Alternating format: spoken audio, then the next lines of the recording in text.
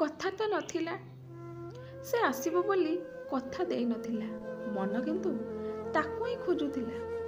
ଏଇ ଛୁଟି ଦିନ ଗୁଡ଼ାକ ସତରେ ପ୍ରେମିକମାନଙ୍କ ପାଇଁ ଭିଲିଆନର କାମ କରନ୍ତି। ସେକେଣ୍ଡ ସଟରଡେ ସଣ୍ଡେ 2 ଦିନ ଛୁଟି 2 ବର୍ଷ ପରେ ଲାଗେ। 2 ଦିନ ଆଗରୁ ଶୁକ୍ରବାର ଦିନ ଦେଖା ହୋଇଥିଲା ବସ୍ ଷ୍ଟପ୍ ପାଖରେ। ମୋତେ ଦେଖି କଣେଇ ଚାହିଁଥିଲା। ତା ଓଠରେ ସେଇ ମୃଦୁ ସ୍ମିତହାସଟା ଏବେ ବି ଆଖି ଆଗରେ ନାଚି ଯାଉଛି। ସବୁଦିନ ସନ୍ଧ୍ୟାବେଳେ ସେଇଠି ଦେଖା ହୁଏ। କେବେ କିଛି କଥା ହୋଇନି ତା ସାଥିରେ। କେହି କାହାକୁ ଠିକ୍ ଭାବେ ଜାଣିନୁ ଏଯାଏଁ। ନା ଗାଁ ଠିକଣା କିଛି ବି ତ ଜଣା ନାହିଁ। ଖାଲି ଏଇଠି ଏମିତି ଦେଖାଚାଁ। ଏଇ ବସ୍ ଷ୍ଟପ୍ରେ ମୋ ଅଫିସ୍ ସରିଲା ପରେ ମୁଁ ଏଇଠି ବସ୍ ଧରେ। ସିଏ ବି ବୋଧହୁଏ କେଉଁ ଅଫିସରେ କାମ କରୁଛି। ବସ୍ ଆସିବା ଭିତରେ ଯେତିକି ସମୟ ଆମ ପାଖରେ ଥାଏ ସେତିକି ସମୟ ଏମିତି ସମସ୍ତଙ୍କୁ ନଜରକୁ ଲୁଚେଇ ଲୁଚେଇ ଜଣେ ଆଉ ଜଣକୁ କଣେଇ କଣେଇ ଦେଖୁଥିଲୁ। କେବେ କେବେ ଆଖିରେ ଆଖି ଲାଖି ଯାଆନ୍ତି। ସିଏ ଟିକେ ହସିଦିଏ, ମୁଁ ବି। ବାସ୍ ଏତିକି ଚିହ୍ନା ଜଣା। ତାର ବସ୍ ଆସେ, ସେ ଚାଲିଯାଏ। ବସ୍ରେ ଚଢ଼ିବା ପର୍ଯ୍ୟନ୍ତ ବୁଲି ବୁଲି ମୋ ଆଡ଼କୁ ଦେଖେ। ତା ମୁହଁରେ ଏକ ବିରକ୍ତିର ଭାବ ସ୍ପଷ୍ଟ ଦିଶିଯାଏ। ସତେ ଯେପରି ବଡ଼ ଅନିଚ୍ଛା ସତ୍ତ୍ୱେ ତାକୁ ଯିବାକୁ ହେଉଛି। ତା ଆଖିରେ କରୁଣାତାର ଭାବ ଉଙ୍କି ମାରେ। ତା ଛଡ଼ା ଆଉ କିଛି ବି ଦିଶେ ସେ ଆଖି ଦୁଇଟିରେ। ହେଲେ ସେ ଏକ ନିବେଦନ ଅବା ଆମନ୍ତ୍ରଣ ସ୍ପଷ୍ଟ ବାରି ହୁଏନି। ମୋତେ ଲାଗେ ସେ ନିରୀହ ଆଖି ଦୁଇଟି ଯେପରି କହୁଛନ୍ତି, ଏଇ କେତେଦିନ ଏମିତି ଲୁଚି ଲୁଚି ଜଣେ ଆଉ ଜଣକୁ ଏମିତି ଦେଖୁଥିବା। କେତେଦିନ ଏମିତି ଦୂରେଇ ଦୂରେଇ ରହିବା। ପାଖକୁ ନେଇଯାଅ ନା।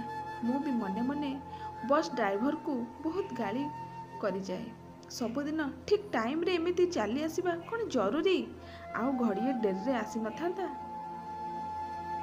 ତା କଥା ଯେପରି ଭାବିବାକୁ ବେଶୀ ଭଲ ଲାଗେ। ଖୁବ୍ ଚିହ୍ନା ଚିହ୍ନା ଲାଗେ ସିଏ। କିନ୍ତୁ ମନେ ପଡ଼େ ନା ତାକୁ ମୁଁ କେବେଠୁ ଚିହ୍ନିଛି। ଆଗରୁ କେଉଁଠି କେବେ ଦେଖିଥିଲି କି ନାହିଁ।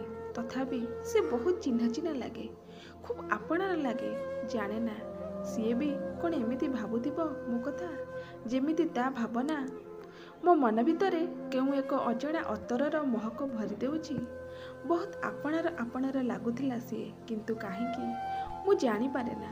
ଭାବେ ସବୁ ପ୍ରଶ୍ନର କ'ଣ ଉତ୍ତର ଥାଏ? ଯେବେ ବି ଦେଖା ହୋଇଯାଏ ହଠାତ୍ ଛାତି ଭିତରେ ଅତଡ଼ା ଖସିଗଲା ପରି ଲାଗେ। ଦେହର ସବୁଯାକ ରକ୍ତ ଆସି ମୁହଁରେ ଜମା ହୋଇଯାଆନ୍ତି ଯେପରି। ତା ମୁହଁ ବି ହୋଲି ଖେଳିଲା ପରି ଲାଲ ହୋଇଯାଏ। ତା ଛାତିରେ ବି କ'ଣ ସେଇ ଅତଡ଼ା ଖସେ? ମୋ ପରି ତା ଦେହର ସବୁଯାକ ରକ୍ତ କ'ଣ ତା ମୁହଁରେ ଜମା ହୋଇଯାଏ? କେଜାଣି ହେଉଥିବ। ତାହେଲେ ସେଇଠି ବି କ'ଣ ଏମିତି ନିଆଁ ଜଳୁଥିବ ଯେମିତି ମୋ ଛାତି ଭିତରେ ଜଳୁଛି? ବେଳେବେଳେ ପଚାରି ଦେବାକୁ ମନ ହୁଏ ତା ସାମ୍ନାରେ ଯାଇ ଠିଆ ହୋଇଯିବାକୁ। ତା ମୁହଁକୁ ଚାହିଁ ତା ଆଖିରେ ଆଖି ମିଳେଇ ପଚାରି ଦେବାକୁ। କି ମନ୍ତର ଜାଣିଛି ସିଏ? ଅବା କେଉଁ ଯାଦୁ ଅଛି ତା ଆଖିରେ? ଥରଟିଏ ଦେଖାରେ ମୋତେ ଏମିତି ପୂରା କିଣିନେଲା। ମୋ ମନ, ମୋ ହୃଦୟ ଆଉ ମୋ କାବୁରେ ନାହାନ୍ତି। ମୋ ଆଖି ମୋ କଥା ମାନୁନି। ବାରମ୍ବାର ତାକୁ ଦେଖିବାକୁ ତାରି ଆଡ଼କୁ ବୁଲି ପଡ଼ୁଛନ୍ତି। ମୋ ମନ ମୋ କଥା ମାନୁନି। ସବୁବେଳେ ତାରି ଭାବନା ଡୁବି ରହୁଛି। ବସ୍ ଷ୍ଟପ୍ରେ ଠିଆ ହୋଇ ବସ୍ କଥା ନ ଭାବି ମୁଁ ତାରି କଥା ଭାବୁଛି। ତାକୁ ଭୁଲିବା ପାଇଁ ଗାୟତ୍ରୀ ମନ୍ତ୍ର ଜପ କରିବାକୁ ଚେଷ୍ଟା କରେ। ହେଲେ କ'ଣ ହେବ? ଭୁବାଶ୍ଵା ପାଖରେ ଅଟକି ଯାଇ ମୋ ମନ୍ତ୍ର ପାଠ। ସେଇଠି ତାରି ଭାବନା ମାଡ଼ି ବସେ। ଗାୟତ୍ରୀ ମନ୍ତ୍ରର ଜପ ଉପରେ ଆଉ ମୁଁ ହଜିଯାଏ ତାରି ଭାବନା ଭିତରେ। ଏମିତି ଭାବୁ ଭାବୁ କେତେବେଳେ ଯେ ମୁଁ ନଦୀ କୂଳରେ ସେଇ ଝଙ୍କା ବରଗଛ ତଳେ ପହଞ୍ଚି ଯାଉଥିଲି ଜାଣେ ନା। ବରଗଛ ତଳର ସେଇ ଚବୁତରାଟାରେ ବସି ପଡ଼ିଲି। ସନ୍ଧ୍ୟା ହୋଇ ଆସୁଥାଏ। କେହି କୁଆଡ଼େ ନାହିଁ। ସୁନସାନ ନଦୀ କୂଳଟା। ନଦୀଟା ଏବେ ଶୁଖି ଆସିଲାଣି। କେବଳ 2-3ଟି ଜଳଧାରା ବୋହି ଯାଉଥାଏ। ଏପଟ କୂଳକୁ ଲାଗି ଗୋଟିଏ ଧାରା, ସେପଟ କୂଳକୁ ଲାଗି ଗୋଟିଏ, ଆଉ ମଝିରେ 1-2ଟା ପତଳା ଜଳଧାରା। ଏପଟ ଧାରାଟି ଟିକେ ଅଧିକ ଚଉଡ଼ା, ଗଭୀର ମଧ୍ୟ। ବିନା ଡଙ୍ଗାରେ ମଝି ପଠାଯାଏ ପହଞ୍ଚି ହେବନି। ପଠାଟା କିନ୍ତୁ ବହୁତ ସୁନ୍ଦର ଦିଶୁଛି। କାଶତଣ୍ଡି ଫୁଲରେ ଖୁନ୍ଦି ହୋଇଯାଇଛି। ସତେ ଲାଗୁଛି ପଠାଟାକୁ କିଏ ଧଳା ଶାଢ଼ୀରେ ପିନ୍ଧେଇ ଦେଇଛି। ପଶ୍ଚିମ ଆକାଶଟାରେ ଲାଲ ରଙ୍ଗ ବୋଳି କିଏ ଯେପରି ସୁନ୍ଦର ପେଣ୍ଟିଂଟିଏ ତିଆରି କରିଦେଇଛି। ଶରତ ଋତୁର କଳାଧଳା ମିଶା ନିର୍ଜଳା ବାଦଲ, ତା ଉପରେ ଅସ୍ତ ସୂର୍ଯ୍ୟର ନାଲିଆ ମୁରୁଜ ପଡ଼ି କେତେ ସୁନ୍ଦର ଝୋଟି ତିଆରି କରିଦେଇଛି। ପଶ୍ଚିମ ଆକାଶଟା ପୁରା ଲାଲ ଦେଖାଯାଉଛି। ଆଖିରେ ଆଖି ମିଶିଗଲେ ସେ ଝିଅଟା ଯେତେବେଳେ ଲାଜଇ ଯାଏ ଆଉ ତାର ମୁହଁ ଲାଜରେ ଲାଲ ହୋଇଯାଏ, ଠିକ୍ ସେମିତି ଲାଲ ଦିଶୁଥିଲା ପଶ୍ଚିମ ଆକାଶ। ଅସ୍ତ ସୂର୍ଯ୍ୟ ଲାଲ ବିନ୍ଦୁଟିଏ ପରି ଦେଖାଯାଉଛି, ସତେ ଯେମିତି ନୂଆ ବୋହୂ ମଥାରେ ବଡ଼ ସିନ୍ଦୁର ଟୋପାଟିଏ। ମୁଁ ସେଇ ଲାଲ ସୂର୍ଯ୍ୟର ଚାରିପାଖରେ ମୋ ଆଖିର ତୁଳି ନେଇ ଆକାଶର ବୁକୁରେ ମନର ରଙ୍ଗ ବୋଳି ବୋଳି ମୋର ସେଇ ଅଜଣା ପ୍ରେମିକାର ମୁହଁଟିକୁ ଆଙ୍କିବାକୁ ଚେଷ୍ଟା କରୁଥିଲି। ଆଉ ସେଇ ସୂର୍ଯ୍ୟର ସିନ୍ଦୁର ବିନ୍ଦୁକୁ ଠିକ୍ ତାର ମଥାର ସୁନ୍ଥାଣି ତଳେ ଲଗାଇ ଦେବାକୁ ଚାହୁଁଥିଲି। ତାକୁ ନୂଆ ବୋହୂଟିର ରୂପରେ ଦେଖିବାକୁ କଳ୍ପନା କରୁଥିଲି। ଲାଲ ଓଢ଼ଣୀରେ ଢଙ୍କା ଚାନ୍ଦ ପରି ତାର ସୁଢଳ ମୁହଁଟା ଚମକୁଥିବ। ଟୋପି ଟୋପି ଚନ୍ଦନ ବିନ୍ଦୁ ମଝିରେ ନାଲିଆ ସିନ୍ଦୁର ଟୋପାଟି ଝଟକୁଥିବ। ମଥା ଉପରକୁ ଝୁଲି ପଡ଼ିଥିବ ତାର କେରା ଚୂର୍ଣ୍ଣ କୁନ୍ତଳ। ଗୋଲାପୀ ଗୋଲାପୀ ତାର ଓଠରେ ଲାଜରେ ଗାଧୁଆ ସ୍ମିତହସ୍ୟର ପତଳା ରେଖାଟିଏ ଚମକି ଯାଉଥିବ। ହଠାତ୍ ଲାଗିଲା କିଏ ଯେପରି ମୋ ପଛରେ ଠିଆ ହୋଇଛି। ମୋ ସାଥିରେ ମୋ ପ୍ରିୟା ମଥାର ସେଇ ସିନ୍ଦୁର ବିନ୍ଦୁଟିକୁ ନିରୀଖି ଦେଖୁଛି। ଆକାଶର କାହା ବୁକୁରେ ଆଙ୍କିଥିବା କଳ୍ପନାର ମୋ ପ୍ରିୟାକୁ ଦେଖୁଛି। ଚମକି ପଡ଼ିଲି ମୁଁ, ପଛକୁ ଫେରି ଚାହିଁଲି। ଆରେ ତୁମେ ଏଠି? କଥା ତ ନଥିଲା ଏଇଠି ଭେଟିବ ବୋଲି। ସେ ଟିକେ ହସିଲା, ସେଇ ଏକା ପ୍ରକାରର ହସ ମୋତେ ଦେଖିଲେ ସବୁବେଳେ ଯେମିତି ହସେ। ସେଇ ନଈ କୂଳରେ ମୋ ଉପସ୍ଥିତିଟା ସତେ ଯେପରି ତା ପାଇଁ ଅସ୍ୱାଭାବିକ ନଥିଲା। ସେ କ'ଣ ଜାଣିଥିଲା ମୁଁ ଏଇଠି ତାକୁ ଅପେକ୍ଷା କରିଛି ବୋଲି? ତଥାପି ତା ମନର ଭାବନାକୁ ଲୁଚେଇ ସେ ତାର ମିଠା ମିଠା ସ୍ୱରରେ କହିଲା, ନାଇଁ, ଏମିତି ତୁମ କଥା ଭାବୁ ଭାବୁ ମୁଁ କେମିତି ଏତେ ବାଟ ଚାଲି ଆସିଲି ଜାଣିନି। ହେଲେ ତୁମେ ଏଇଠି କେମିତି? ପ୍ରଥମ ଥର ପାଇଁ ଶୁଣିଲି ତା କୋକିଳ କଣ୍ଠର କୁହୁ କୁହୁ ରାଗିଣୀ। ବୀଣା କ'ଣ ଏମିତି ମଧୁର ସ୍ୱରରେ ବାଜେ? କବିମାନେ ସେଇଥିପାଇଁ ବୋଧହୁଏ ଉପମା ଦିଅନ୍ତି ବୀଣା ଜାଣେ ସ୍ୱର। ମୁଁ ତା ପ୍ରଶ୍ନର ଜବାବ ଖୋଜୁଥିଲି। ତାରି କଥାକୁ କେମିତି ତାକୁ ଶୁଣେଇ ଦେବି। କହିଦେବି ଯେ ତୁମ କଥା ଭାବୁ ଭାବୁ ଅଜଣାରେ ମୁଁ ବି ଏତେ ବାଟ ଚାଲି ଆସିଥିଲି। ତା କଥା ଶୁଣି ମୋ ଦେହରେ ରୋମାଞ୍ଚ ଖେଳିଗଲା। ଏ କଥା ଜାଣି ଖୁସି ବି ଲାଗିଲା। ସିଏ ବି ମୋ କଥା ଭାବୁଛି, ଠିକ୍ ଯେମିତି ତାରି କଥା ମୁଁ ସବୁବେଳେ ଭାବୁଛି। ନିଆଁ ଏଠି ବି ଜଳୁଛି, ଏଇ ହୃଦୟରେ ନିଆଁ ସେଇଠି ବି ଜଳୁଛି ତାର ହୃଦୟରେ।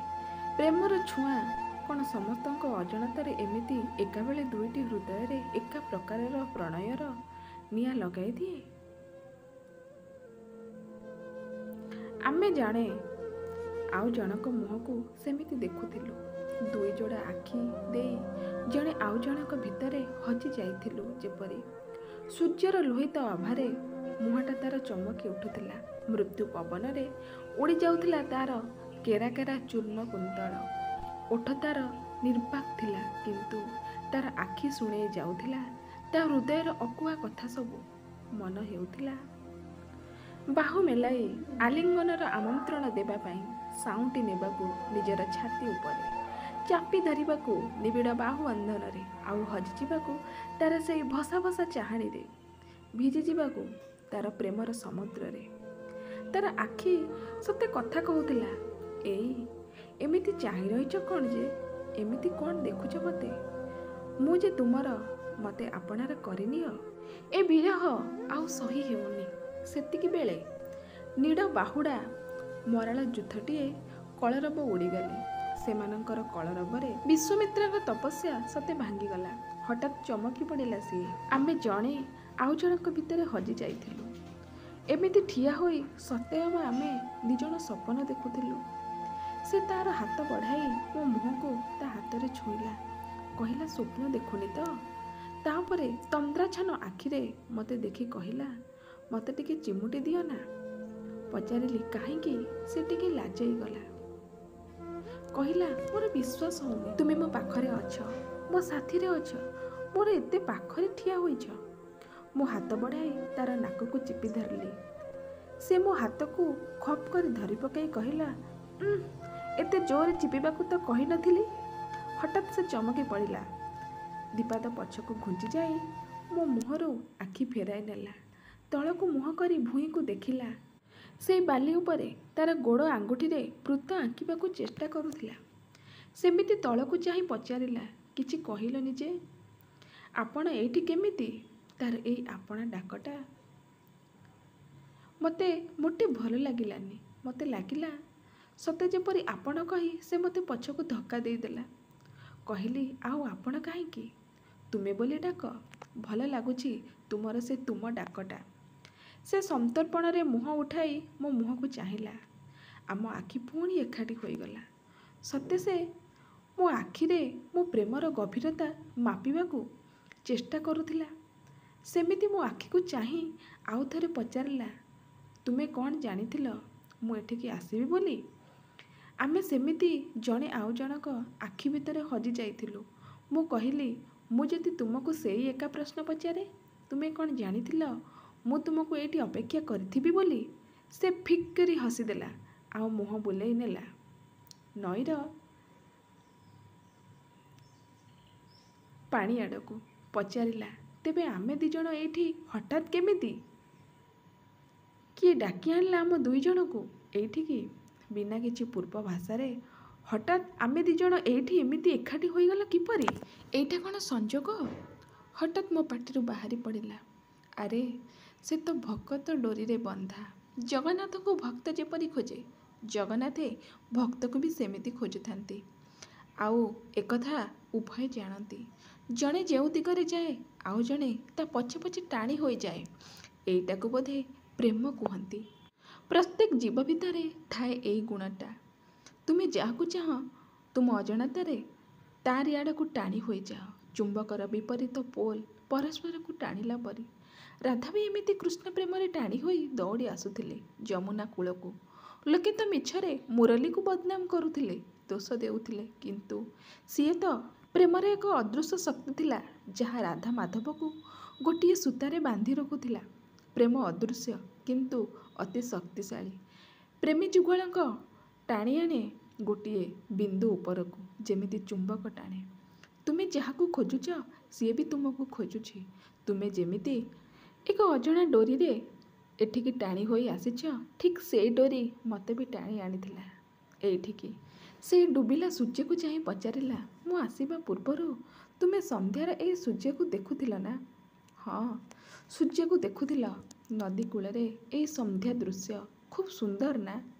ନଈ ଆରପାଖର ସେଇ ପାହାଡ଼ ସନ୍ଧିରେ ସୂର୍ଯ୍ୟ ଧୀରେ ଧୀରେ ଅସ୍ତ ହୋଇଯିବ। ସେ କହିଲା, ହଁ, ଖୁବ୍ ସୁନ୍ଦର। ପିଲାଦିନେ ସୂର୍ଯ୍ୟାସ୍ତର ଅନେକ ଚିତ୍ର